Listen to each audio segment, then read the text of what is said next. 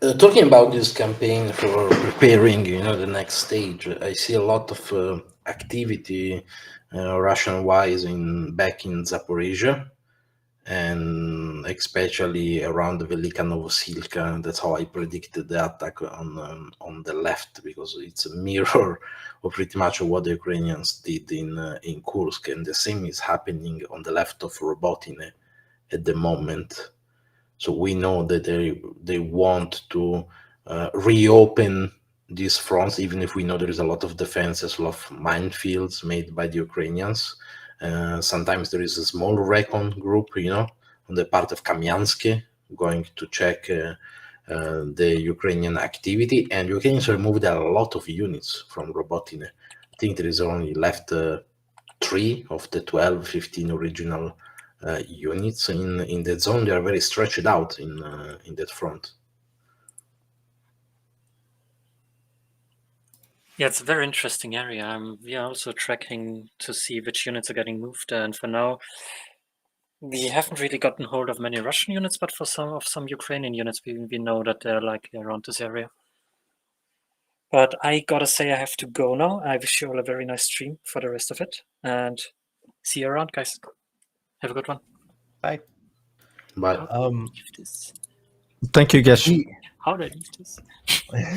I think the biggest tell for that area is that Ukraine is building a brand new defensive line behind it. And that should tell you something. And also the orientation of this defensive line, it's not east to west, it's north to south. So yeah, I think Ukraine is preparing to anyway, I think the logical outcome of what Russia's doing right now is a battle for Zaporozhya city. And I think that's kind of where all the trajectories are leading to right now. And I think both sides are kind of preparing groundwork for attacking the city of Zaporozhya. It's not going to happen anytime soon, but I think all of these are just kind of like building blocks to get there. So like, Ukraine is building these defenses, especially to protect it from the east and from the southeast. Russia is building offensive power slowly. It's not readily apparent yet, but slowly they're going to want to push north towards Stepnohursk. And also they want to swing through the east, this kind of like continuing this attack from people say Pokrovsk is the goal, but it's not. It's Zaporozhya. They want to swing east all the way to the river.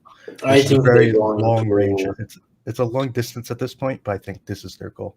They go around Pokrovsk, to be honest. The most easy way to cut Pokrovsk is go to Selidove, Shevchenko, Odachne. Then you cut pretty much the roads behind Pokrovsk. You don't need to siege it exactly like they're doing in Velika Novosilka.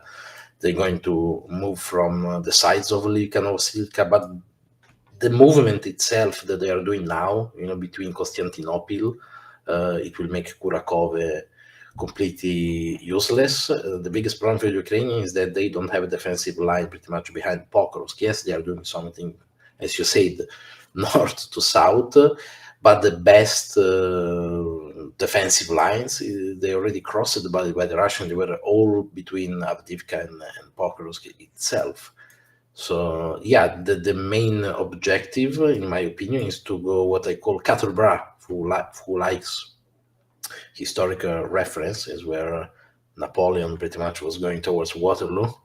There is 4 roads intersection, which are behind pretty much Huliapole, Velika Novosilka, and that's pretty much needed to make the entire front from Huliapole to Kurakove to become useless for the Ukrainians. And that's a necessary step to go to be pretty much towards Zaporizhia and the Dnieper. Because if Russia captures Zaporozhya, the war is basically over. Ukraine basically lost at that point. So I think that's kind of their win the war as quickly as possible. I think that's really Russia's goal, is to just end the war. And you end it by capturing Zaporozhya. And if that isn't enough, you capture Dnipro, and then that's over. If you sub this map, you can see this clearly with the logistics. Is it things we try to teach to the people? Stop watching videos about things that explode. Watch the roads, watch the topography, watch the logistics, because that's what can tell you a lot about predicting, movement and intentions in that sense. Yeah, and then there's another little area that I keep my eye on, and it's if you go to Hulipol and to the west of it, there's the Vakhina Tersa. I think this town is going to be of absolute vital importance whenever Russia decides to attack. I don't know when that will be. They're not there yet. It's going to be a while. You need to give me directions. Hulipole to the south. It's the city in Zaporozhya, other than Orchakiv. Orchiv. Go to the east. Yes. Orchiv and... Yeah, no, go east. Even more east. Yeah, that's Hulipole. There, yeah. And then to the west of that is a little town. If you follow the train track up to the west of Hulipole, there's a little town on the train track called Vakhina Tersa, and it is the primary logistical hub of pretty much everything going on around Hulipole to the west.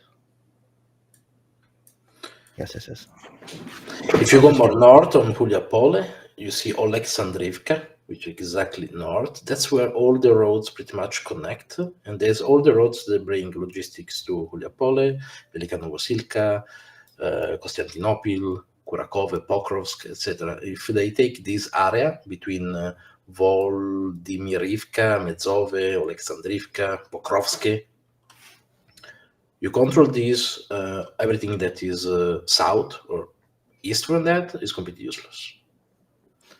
And there is not many geographical peculiarity here that the Ukrainian can, exploit to mountain defense. It's a very rural area with a lot of fields, small rivers that they can exploit, but they're all linked pretty much to the line of Pokrovsk. The fields are Ukraine's greatest asset, though. It's as long as they have a field to defend, Ukraine does pretty good.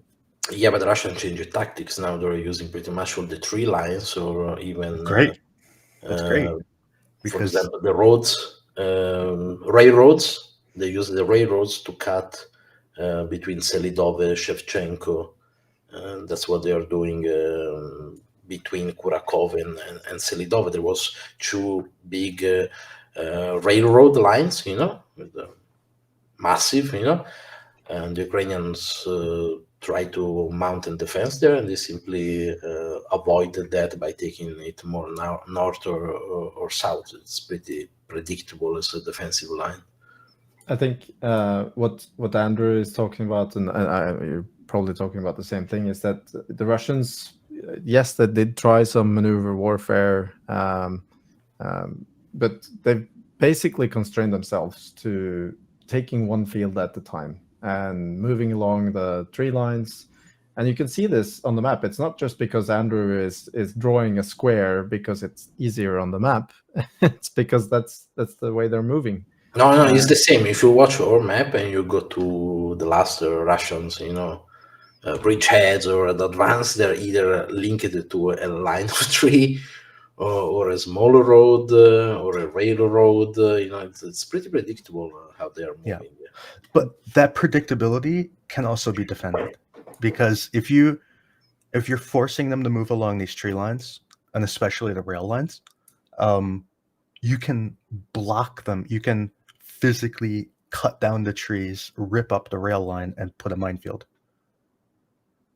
So I think Andrew is thinking more in how can we slow this down for as long as possible before they reach the Dnipro? and it's which is correct. I mean, the dreams about kicking the Russians out of Ukraine or return to the 1991 border, it was a dream even last summer, take no offense. The most feasible strategy for a country like Ukraine with less demographics, the less industry, and less capabilities than a bigger nation is a Finnish kind of defense. Defend in a layered type of defense, making the losses so huge that at certain point is not worth continuing a war. The arsenal of the Russian is not infinite. All the Ukrainians need to do is pretty much hold the line and inflict enough losses so they waste their Soviet heritage. Then the game is over. What they produce is not enough to sustain all these armies, and that's a fact sustained by thousands and thousands of videos where you can see only 20% of new vehicles in the total of thousands and thousands of losses. The problem was, in my opinion, which I was against the offensive in 2023, is to waste such resources for impossible objective. It was impossible based on the number of the resource that they had, tanks that they received, and most important, it have no surprise whatsoever. It was the most obvious place because it had a lot of sense in a strategic way, removing the corridor which link Donetsk to Zaporozhya to Crimea, but it was also the most obvious point. And the Russians know it. They made defense. They placed millions of mines.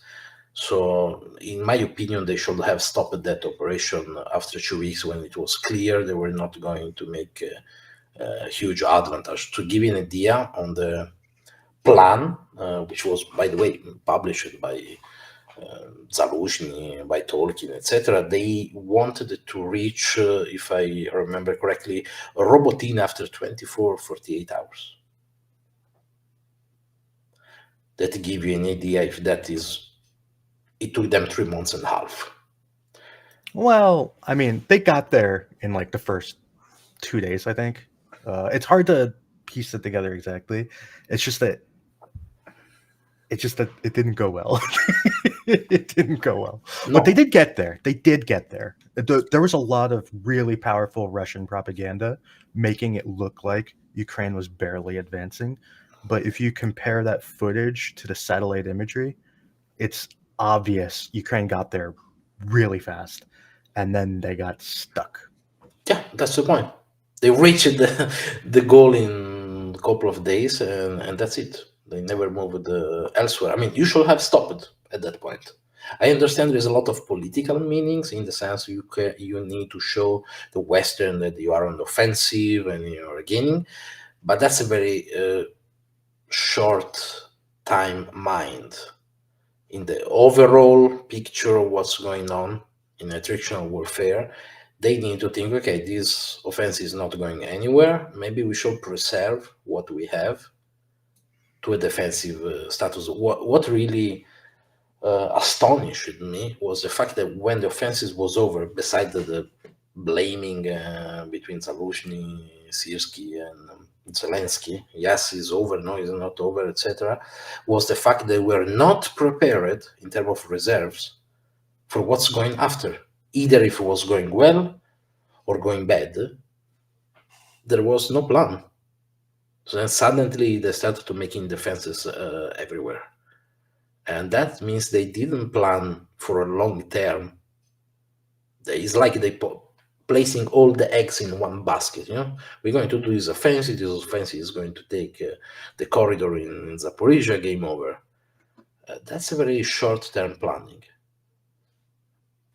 I think that was also influenced by Kharkiv offensive and Kherson one, which were very well paced, and also there is also that component of luck because they were able to strike in position where the Russian deployed very bad troops. So in Kharkiv especially, they were able to essentially unleash hell even on artillery position that found themselves essentially on the line of combat. And so they talked, oh, maybe this is going to happen again. But this is, I really don't understand how this could be possible, because the defensive position were documented from OSINT and also non-OSINT. We have seen on satellite imagery these. Before it started, we have all mapped by 10 meters. Everybody knows it. So it's a very different things. What happened in Kharkiv, it was a sort of maskirovka made by the Ukrainians, in the sense that they announced the Kherson offensive, etc. And if you look at the dislocations of the tactical units of the Russian, the brigades, like 80% was between pretty much the corridor, Kherson, Zaporozhya, etc. And in the north, there was like just 18 very battered down, units.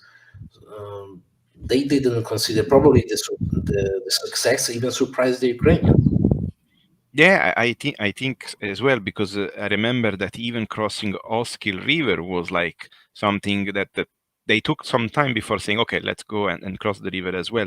And if you remember when they were attacking Kherson, I remember these days that they became more than days where they were trying to pushing through Kherson, and there was resistance, and then suddenly this happened.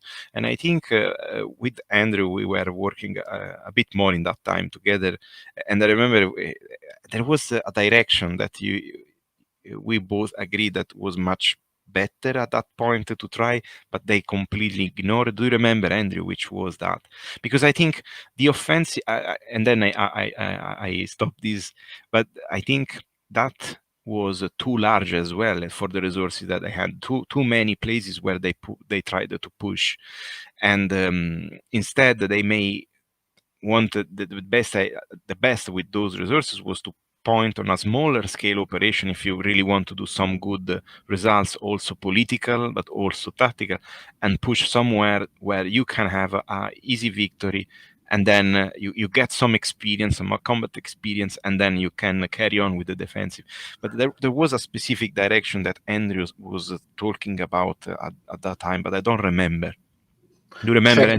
Check the image, because I still have the old map with the location of the Russian units at the time, which I use in conference, and that tells you a lot how the Ukrainian foolish the Russians with their same tactics. Maskirovka is known since 1923. That was at the time location of the tactical battle groups of Russia. You can see pretty much all the army was on the south. There was nobody in the north. At the time last year, personally, I thought Ukraine should have attacked the Lysychansk oil refinery. That's what I would have gone through. Verkno-Kamyanka. That would have been like my goal if I were in charge, and my secondary goal would have been Krasnohorivka. I would want to capture those two places. If I were to attack south, I would have wanted to attack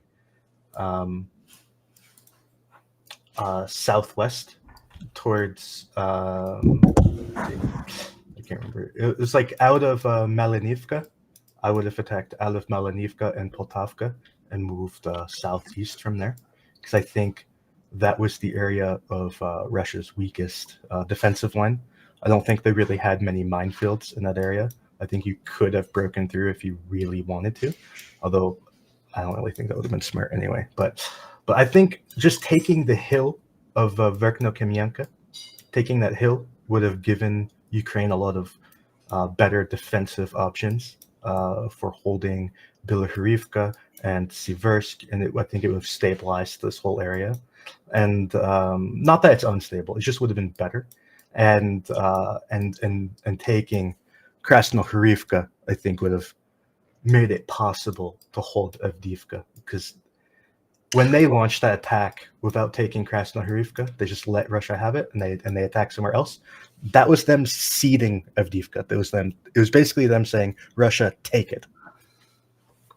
So since we are on this ground, people are always asking me, what's the point of studying military history? You have nothing to do with what going on now. I show them things like this. This is Operation Friderikus II, how the Wehrmacht attacked in the position of Kupiansk, Izium, and this is the direction of the Ukrainians, pretty much carbon copy. Is the same one if the morphology remain the same.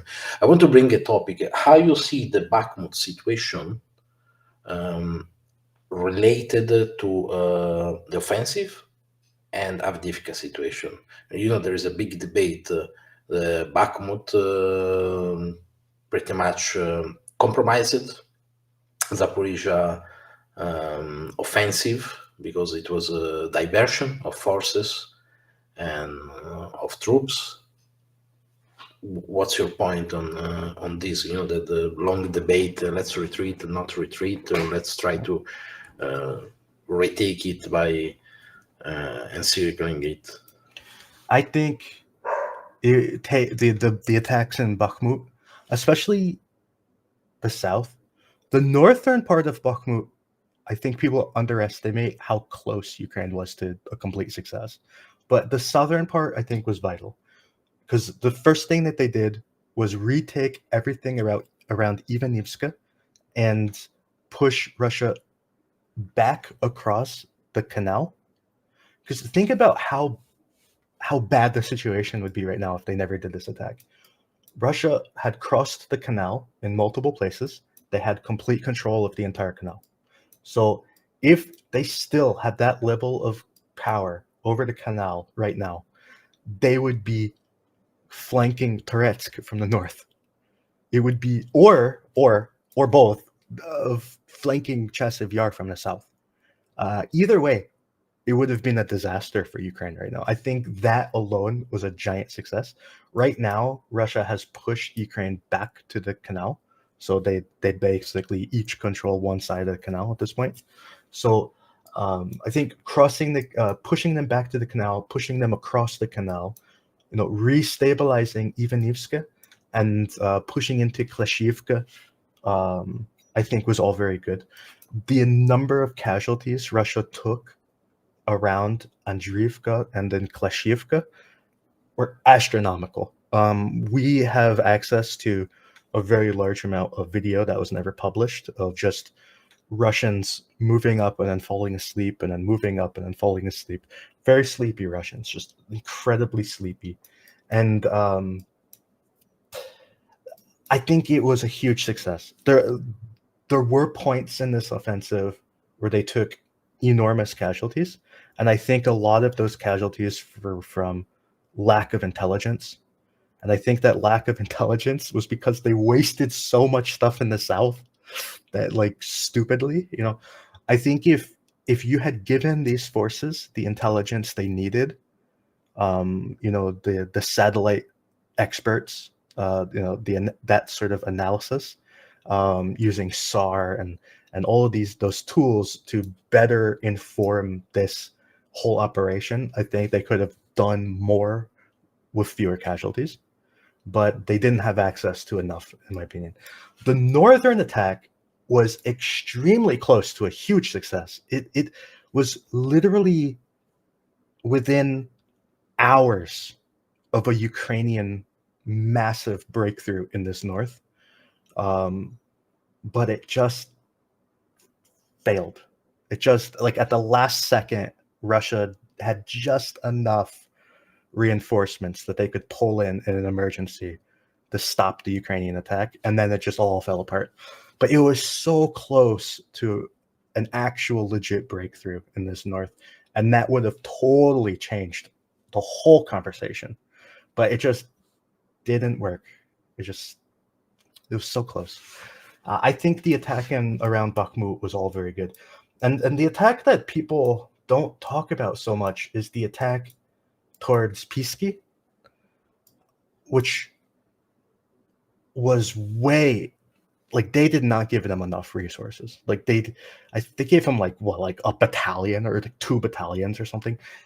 They should have been given 3 or 4 brigades to do what they needed to do. because they could have stabilized this whole southern approach. They were so close to retaking the defensive positions between Pisky and Vodiana. I think if they had, another 2,000 or 3,000 guys, they may have been able to pull it off.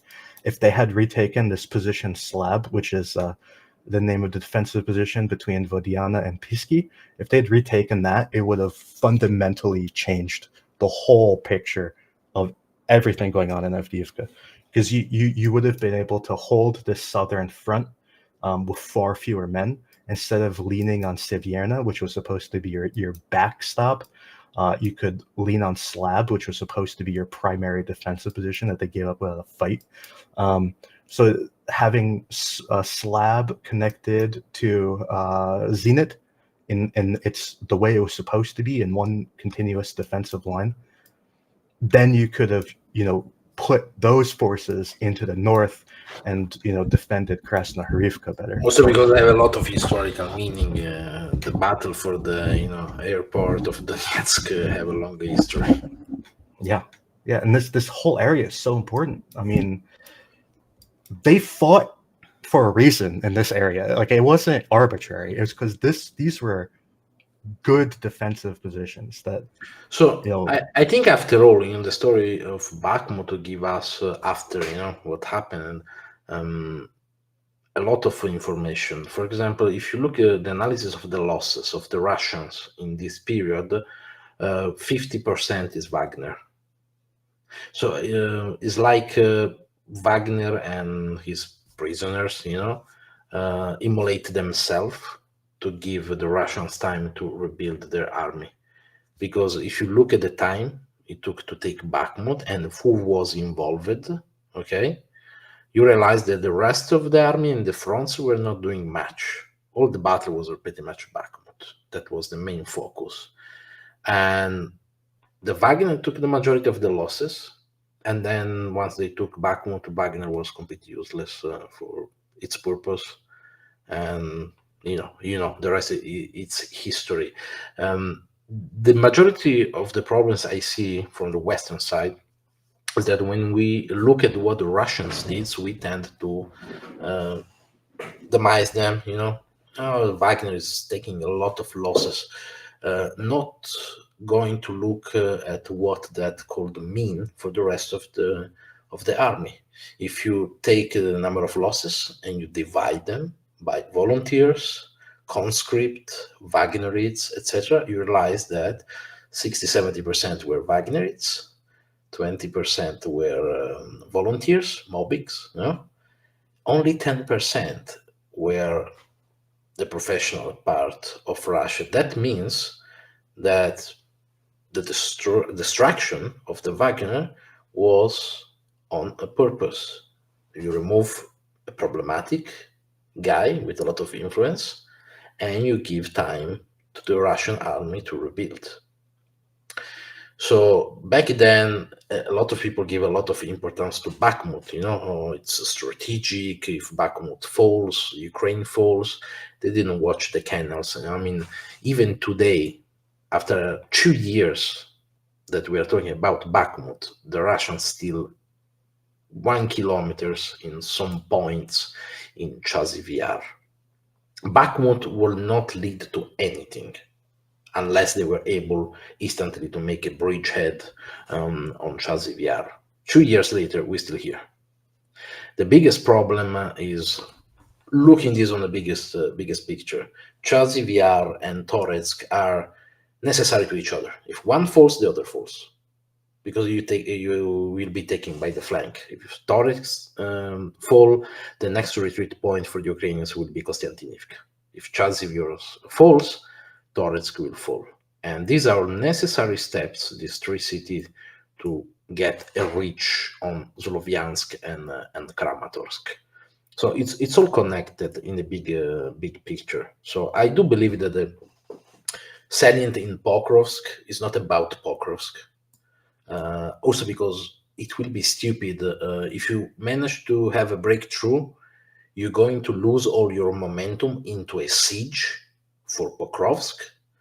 Doesn't make any sense to me.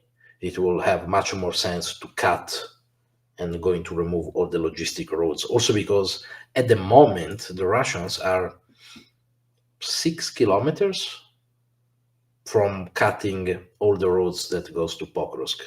And if you look at their movements, Vishneve, Hrihorivka, Petrivka, they are trying to do the smallest route to reach Shevchenko.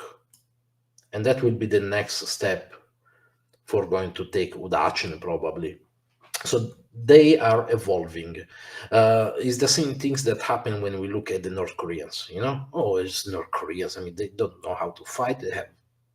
They're very poor. They have things from the 60s, from the 70s. We tend to look at this stuff like is a joke. The same happening with the Shahed drones. Remember when the Shahed drones with small engine were flying around at 150 kilometers an hour? Everybody was laughing at them. I didn't laugh. I watched what the Houthi were doing with these drones when they attacked Saudi Arabia, and cost effective. In 2017, if I remember correctly, the Houthi launched an attack with like 80 drones that were given them by the Iranians, and they caused 140 million damage on Saudi Arabia installations, which, by the way, had Patriot defensive system, etc. So you need to look cost effective. Even today, which, by the way, the Russian come back to do the strategic campaign against the energy infrastructure of Ukraine, you will see 120 missiles, 80, 90 drones just to saturate the air defenses. So after what happened, I tend to look at what's going on with much different eye and analyze the situation, not as they are, as we see, but what this situation can mean in the long term. And I don't know if you come to same conclusion when you see this kind of way of the West of looking at stuff that is not coming from us with a very criticized eye. Do you I mean agree. like the problem of a lack of proactive measures and from the West? No, I mean the problem that we tend to look whatever happens from the Russian side or Iranian drones, etc. Like, it's not important stuff. They're not going to have a big impact, etc. I think the Shahed drone have the big impact on consuming the air defenses of Ukrainians. I think it goes deeper than that. I don't think it's poo-pooing those people. I don't think it's poo-pooing Russia and Iran and whatever. I think it's looking down upon people who aren't in the industry, their industry, because they think that their industry is above people, that they know more. We work in this. We're the geniuses. You're all peasants. Like in the beginning of the war, I was a big proponent of sending propeller planes to Ukraine to defend against drones. And I still think is what should be done. Everyone thinks it's a joke. Oh, how can a propeller plane fight in a modern war? How can it fight? It will be shot down by missiles. What missiles? You can't shoot a missile into Odessa, an anti-aircraft. It doesn't work like that. It's like, and then we see like the Yak flying around shooting down Orleans and stuff, Imagine if we had sent planes early on, because we have planes. We could have sent planes. They're cheap, a few $1 million each, and Ukraine has pilots. They could have just flown the planes, and they could have. I mean, even the Americans have think back to using instead the A-10 Warthog using Super Tucano against insurgency, because it flies low and you can do CAS and things like that. Yeah, but the people, they get so stuck on this, like technology always has to be, one step ahead. Every step is one step ahead. But the old technology still works. And these needs, like the new technology is too expensive to handle these needs. Like we are starting to realize that. If you see the last study of Kiel Institute, they say maybe we should not have sent all that tanks that we had to dismantle, the 3,000 tanks we had 20 years ago, because they could be useful. We call these with Lanzara, which is an analyst, high-low. In the sense, yes, it's good to have your F-35 and your super technology, but it's also good to have a lot of low stuff. Because what we have seen in this war is that when two, let's say, professional army collide to each other, they tend in a couple of months to lose a lot of people, and then it will be very complicated to use your super shiny stuff. Yeah, so this is the concept of overmatching, which has been the main focus of Western armies for the last 40, 50 years, really, that you always need to be on top of the technology game, on top of the logistics game, but especially in the technology game, where you have capabilities which will overmatch your opponents, so that you think that when you arrive to the point of conflict, when a war actually erupts, you will be able to overcome your enemy completely, overrun it, and take out them strategic and not just operationally. What's going on if you don't knock out your enemy in the first week? That's the problem. That's what we're looking at right now. And that's basically Russia's problem here. Like, they didn't knock out Ukraine in the first 3 weeks, which is an interesting lesson, Erlend, because they formed their tactical battle groups based on what we were doing in the last 20 years. In the sense, they saw what we were doing in Afghanistan, in Iraq, and say, okay, we need an easy to deploy army with units that are able to do everything, a bit of artillery, a bit of infantry, vehicles, tanks, etc. The problem is when you bring these kind of formations into an attritional warfare, suddenly your logistic is a nightmare, because every of these small unit of 800 people, maximum 1,200, need pretty much ammunition for everything, artillery, SPG, tanks, etc. And also your infantry part is so small that they can't hold ground or take ground. Yeah. And then there is the multiplication of commands. When you have so many small units, if you want to face, a brigade, you need to coordinate 3, 4, 5 tactical battle groups. So the chain of command multiply, and it's like the old game of the paper phone, with the glass, where you say a word and then you pass that word. It complicates everything. That's the biggest problem we have, because in the last 20, 30 years, we fight pretty much enemies that were not near peer. Desert Storm it doesn't count. So we have shock and awe, now we have multi-domain warfare. The problem is that to make something like that work, you need professional people. That requires years and years of training, and there's not something you can do whenever you will face a near peer opponent, and suddenly 60-70% of your professional people is gone in the first 3 months. Then you return to mass recruiting, simple systems, and that's where Russia, in a sense, have an edge, because they have a lot of old stuff, easy to use, where you can train people for 3 months and it's fine.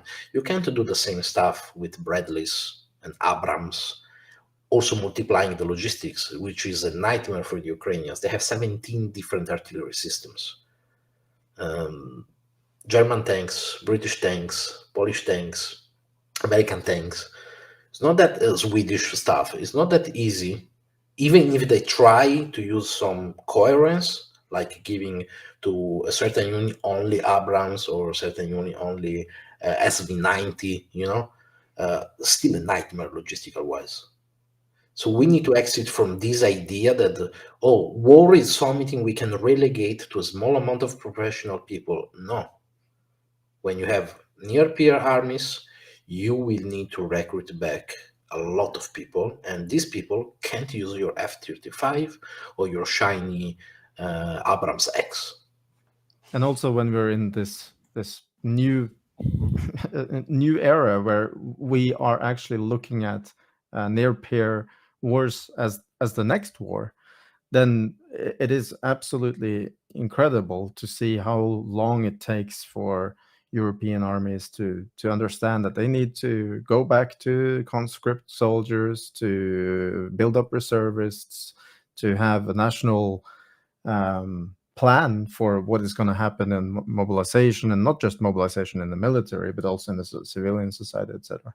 In Italy, we can't even mobilize. I mean, we sold pretty much all the stuff that were even the structures. For example, if a war breaks tomorrow to India, I have no idea, even if they call me, where to go.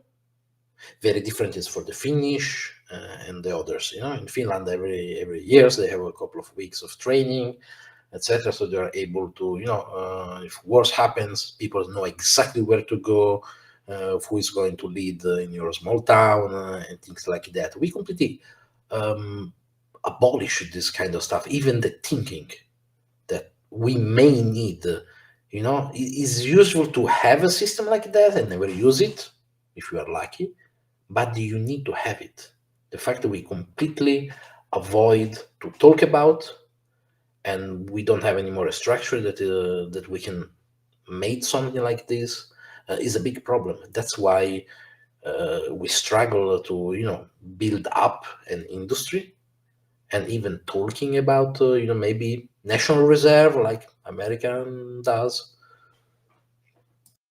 Yeah, on this regard, I would like to add just a comment. I think what this war teach to us, I mean, first of all, regarding the difficulties in using equipment, I can say that one of the things that we need to realize that most of weapon system for army, so I'm not talking about fighters or high-end vehicle, tank are included in this category, so tank are not that high tech as you can imagine. They are very complex machine. Probably the logistic and the need of maintenance is much more complex rather than using a tank. And this because when the tanks were developed, Leopard 2, Leopard 1, Abrams, we were still in Cold War, and we were still training people take from high school.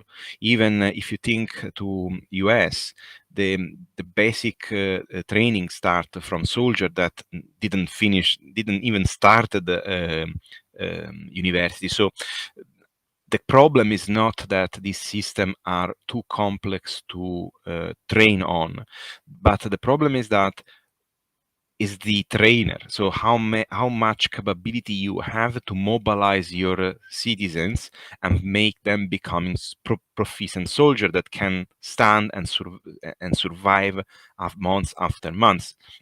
Because I followed a lot of UK analysts and MOD person talking about this problem, because the first echelon in a large scale combat operation will completely deplete your professionals, and so you will fight this with a second echelon made by what we now in UK we start to talk open about a citizen army. So an army that is made by people that were not working as soldiers. So you need to train them, and you need to develop a system that is capable of doing this.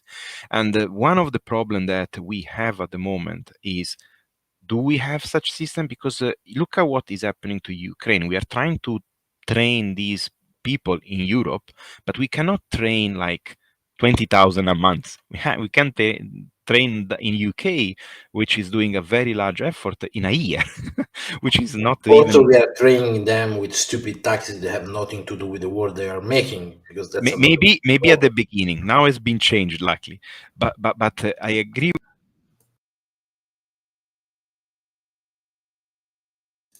Is actually from the type of war. In a future war, what would happen is that people who survive the first echelon will come back, and with those with these people, you have to train the second one and the third one if you need. And is that what happened in Second World War? In 1941, essentially most of the Allied were training, and this is something that is missing now.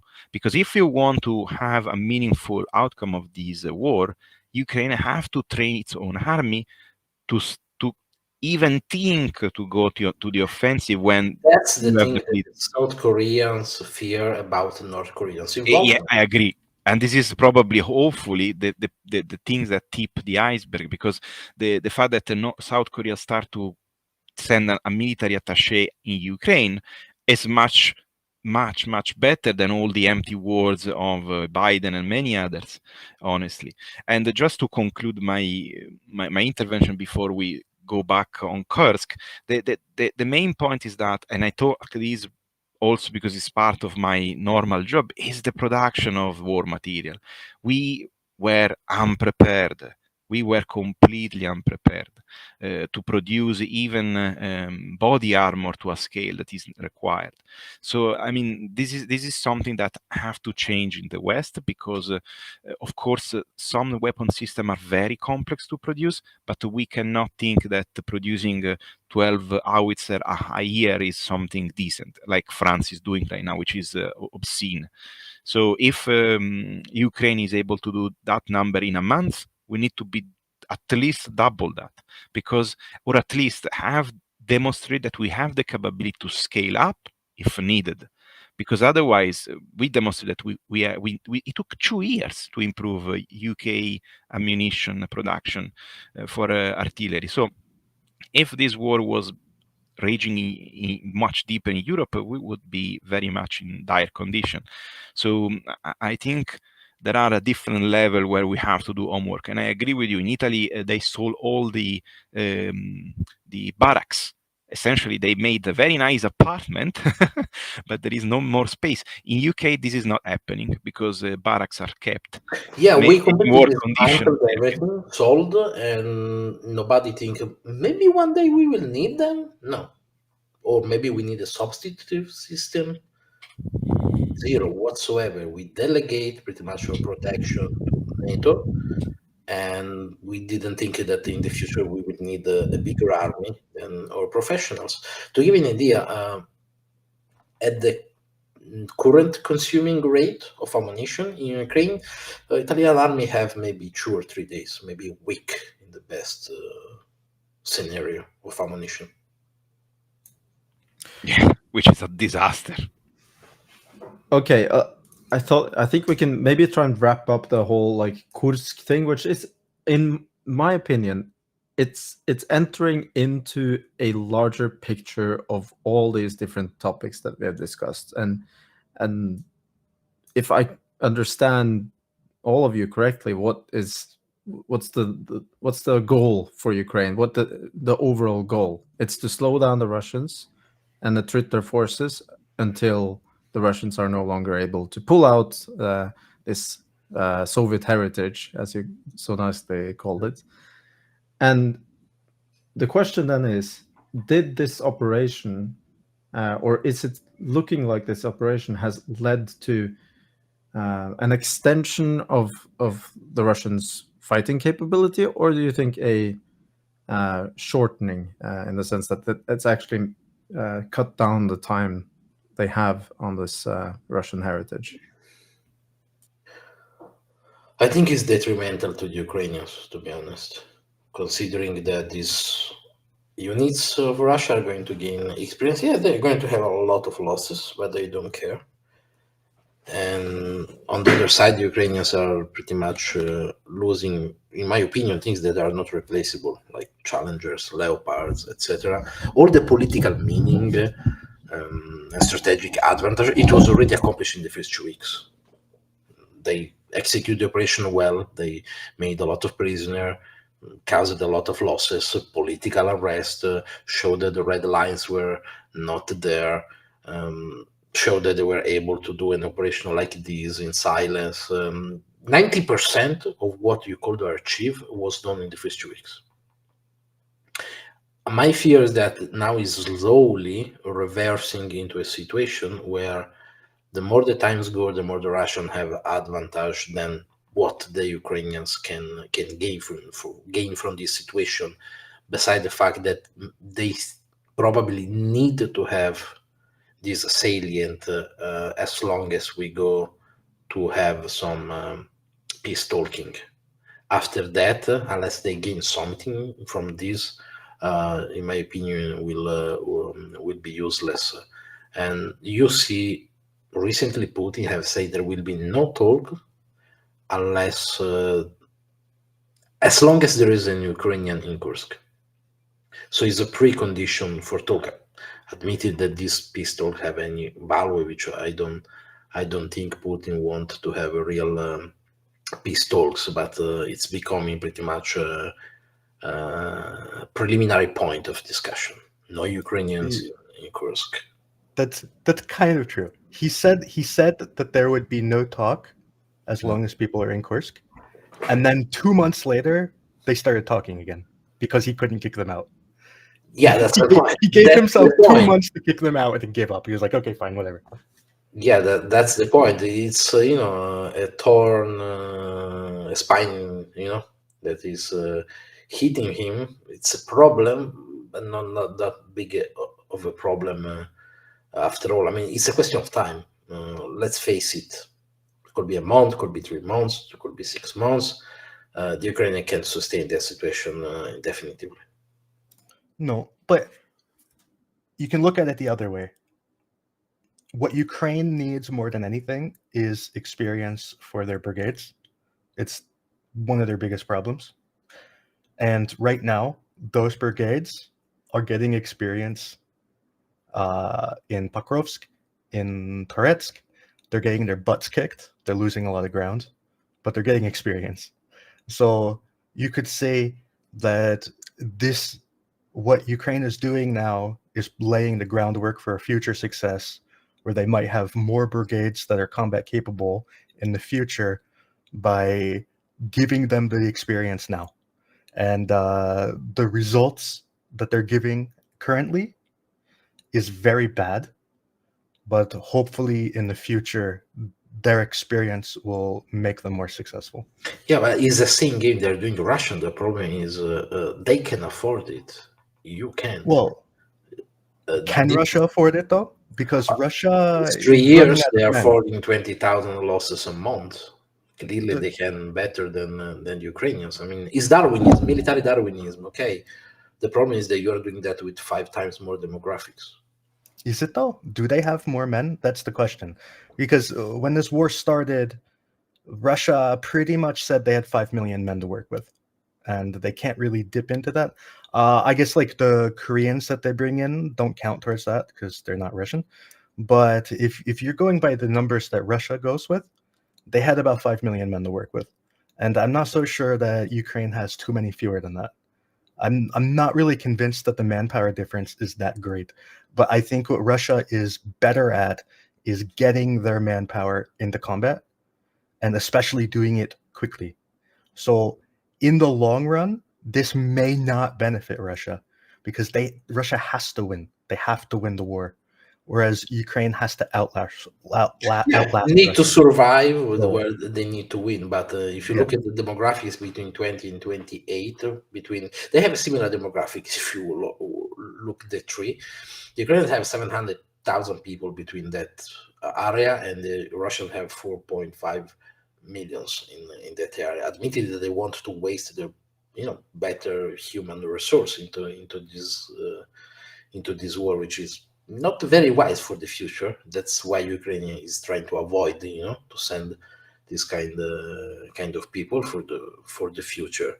But I don't think you can play this attritional warfare by using your worst brigades and let them make experience, especially when you send cooks, or at certain point they were sending expert artillerymen as infantrymen in certain situations, which is a waste. Because you don't have ammunition in that moment, you should not waste an experienced artilleryman for an infantry jobs. And I think you have read a lot of complaints between the Ukrainian brigades where they say, don't send to us people that have this low amount of expertise, because they endanger themselves and they endanger the others. They want, yes, replacement, but they need replacement with much more training. That's the biggest problem that they have. Now they have these systems where, pretty much the brigades choose who to get, and you can ask to join certain brigades. But before, they were getting replacement, and this is pretty much disclosed by the units itself, which they were lasting less than 48 hours on the field.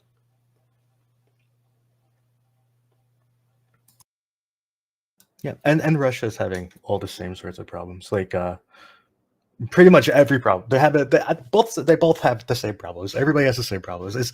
And I feel like any other country in this situation would have the same problems. It's like these are the problems of a war, I guess. Yeah, the problem are similar is the capabilities are completely different. Also because Russia have a much bigger training infrastructures. If you look at how many academy they have, how many training ground, I'm not going to talk about quality of this, training, but quantity, the capabilities to mobility, and even them, they had a lot of problems. Because if you look at when they tried to recruit this 300,000 in October, of 2022, there was a lot of problems building up again the recruitment machine. Now it's a little smoother. They every 6 months they get more trained people beside the contractniki, etc. But they still can't do another batch of recruitment like mobilization. They avoid the mobilization at all cost. Everybody that comes, they have this, offer to join with a lot of money, but they try to avoid mobilization. Remember the 1 million Russians that left the country when everything started?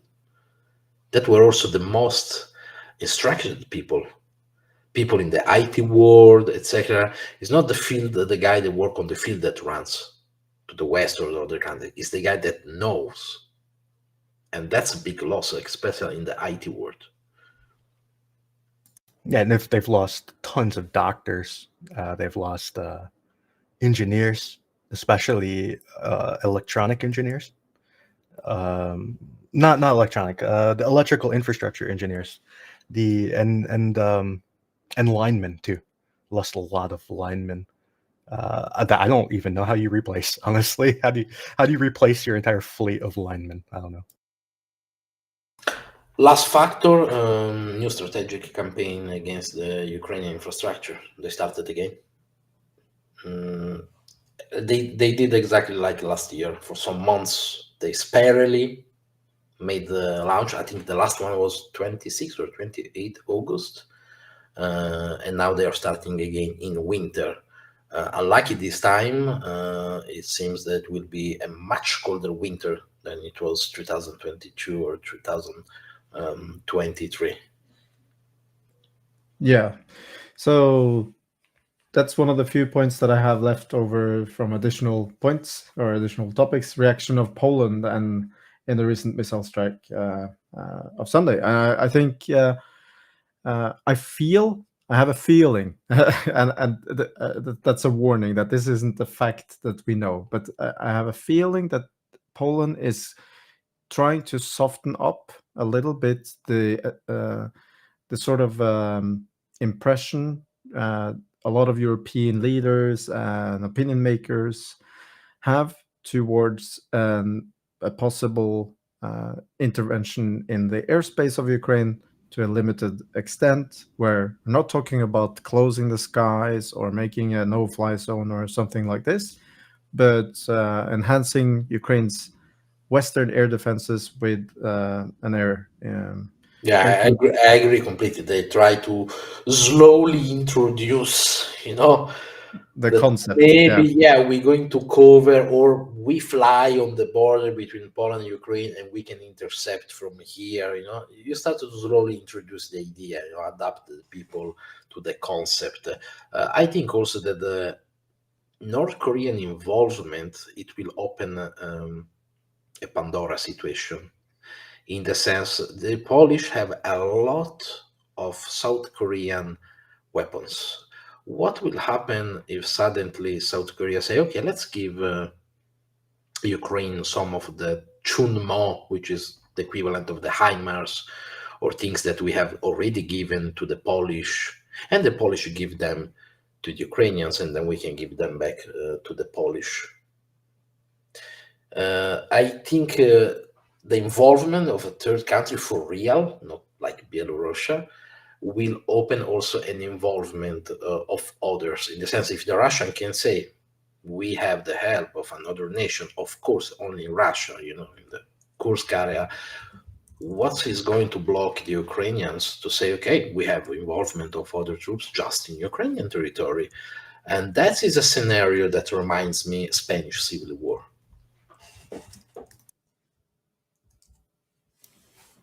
Yeah, I have one comment about this air defense thing, because Ukraine has two contradictory goals. First, they want to open up their airspace to commercial travel, and second, they want help shooting down Russian stuff. These are completely contradictory, because if you want help shooting down things, you cannot have commercial aviation, because there's no realistic way to ensure you're not going to shoot down commercial aviation. You can try your hardest, you can do lots of things, but you cannot guarantee you're not going to shoot down commercial planes. So if you're going to start lobbing around NATO anti-aircraft missiles around Ukraine, no commercial aviation. But this commercial aviation is also one of Ukraine's huge goals of like this year. Like they want commercial aviation this year, I think, into Kyiv, right? So these are contradictory. They cannot both happen. And I think this is one big reason why NATO doesn't want to get involved with shooting down things, because they're afraid of their commercial aviation. They don't want another, MH17 type thing.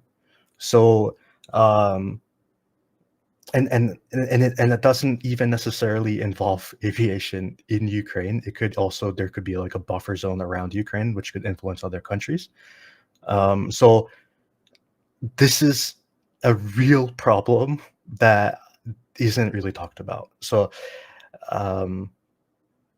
and it makes me not really believe that countries are going to actually help Ukraine shoot down stuff. And it's because of the commercial aviation. I don't think it's ever been about Russia. I think it's always been about the commercial stuff.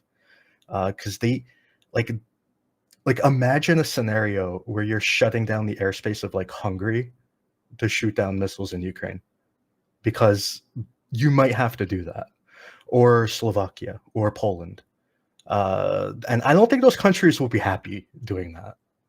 They might talk like Poland might talk about like their willingness to shoot down stuff, and maybe it would be slightly different if you're using air-to-air missiles. That might be maybe a little bit more safe than ground-to-air missiles. But I think this is a very real issue. I mean, the Romanian would be very happy to try to avoid those many crossing of Shahed over their border. And also, I mean, the disaster of MH was pretty much also due to a problem of an open space in a war zone. The system of defense of the border of NATO are much different from just a few buck system around. So I think there must be, probably there is also the worry of something getting much worse in the case of an accident. I agree, but I think that there must be also some consideration of what we do because if you start to shoot down things, then you cannot assume that the other side stays silent and don't try to provoke you or put you in. Yeah, I mean, Romania have a couple of Patriot systems, and they were very shy to admit that Shahed drones went through their territory. Even their major army general on television was. It took a lot of months to them to admit that there's a lot of problems. I think there is a pressure also inside NATO to not cause an escalation. I remember that story of the missile that entered into Poland. That was Ukrainian, it was Russian. It changed paternity a lot of times because they don't want problem on the border. There is even inside NATO, there is different views on the story. Of course, the Spanish point of view of this war is much different than the Polish point of view. Yeah, deconflicting is a thing that NATO have trained a lot on, and also airspace controllers in Europe are included in that picture. Of course, integrating it with Ukraine will be a problem, but hopefully, I just don't think the decision is going to be standing on this. I think Ukraine would welcome immediately an effort to any sort of intervention from NATO allies to defend the skies, or whatever they say, to counter some Russian drones and cruise missiles over Ukrainian soils. I think that would immediately say yes, even if they have to give up on the commercial air traffic.